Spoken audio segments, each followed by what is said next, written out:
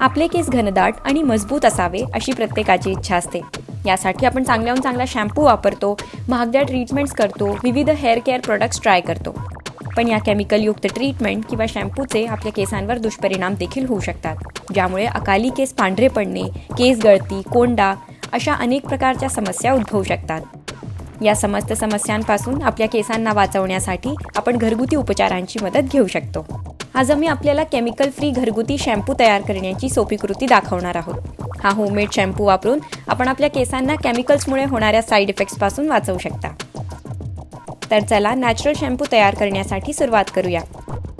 यासाठी लागणारी सामग्री: 1 वाटी किसलेलं ओल्या नारळाचं खोबरं, इसेन्शियल ऑइल, कॅस्टिल लिक्विड साबण आणि एलोवेरा जेल. मिक्सर जारमध्ये 1 वाटी किसलेलं ओल्या नारळाचं खोबरं वाटून त्याची बारीक पेस्ट तयार करा. हवे असल्यास थोडं पाणी घालू शकता. यानंतर ही पेस्ट गाळून घ्या. अशा प्रकारे तुम्ही नारळाचं दूध तयार करू शकता. एका स्वच्छ बाउलमध्ये 5 चमचे कॅस्टिल लिक्विड साबण घ्या. हे सोप नॅचरल प्लांट ऑइलपासून तयार केलं जातं आणि म्हणूनच सेन्सिटिव्ह त्वचेसाठी देखील सुरक्षित मानलं जातं.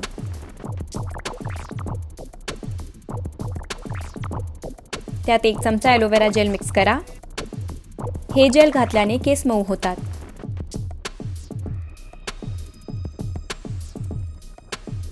यानंतर तयार केलेलं नारळाचं दूध मिक्स करा. नारळाच्या दुधात निरोगी केसांसाठी आवश्यक असलेल्या सर्व महत्त्वपूर्ण पौष्टिक घटक असतात. हे घटक केसांच्या मुळांना मजबूत करतात, जेणेकरून केसांच्या चांगल्या वाढीस मदत मिळते. शेवटी यात इसेन्शियल ऑइल मिक्स करा. हे ऑइल घातल्याने शॅम्पूला छान सुगंध येईल.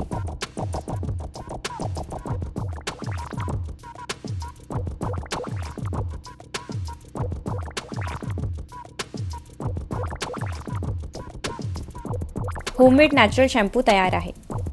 तयार शॅम्पू एका स्वच्छ लहान बाटलीत काढून घ्या.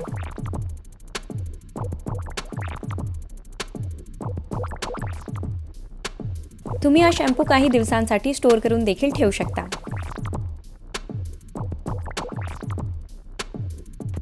बोटांवर थोडा थोडा शॅम्पू घेऊन केसांवर लावा. हलक्या हाताने मसाज करा. मुळांवर देखील शॅम्पू लावा. नंतर साध्या पाण्याने केस स्वच्छ धुवून घ्या.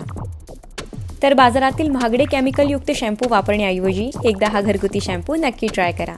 तुम्हाला काही आठवड्यातच फरक जाणवेल आणि तुमचे केस घनदाट आणि मजबूत होतील. यात केवळ नैसर्गिक वस्तूंचा समावेश असल्यामुळे तुम्ही 1 दिवस सोडून या शॅम्पूचा वापर करू शकता. अशाच नवनवीन हेअर केअर टिप्स पाहण्यासाठी महाराष्ट्र टाइम्सला सबस्क्राईब करायला विसरू नका.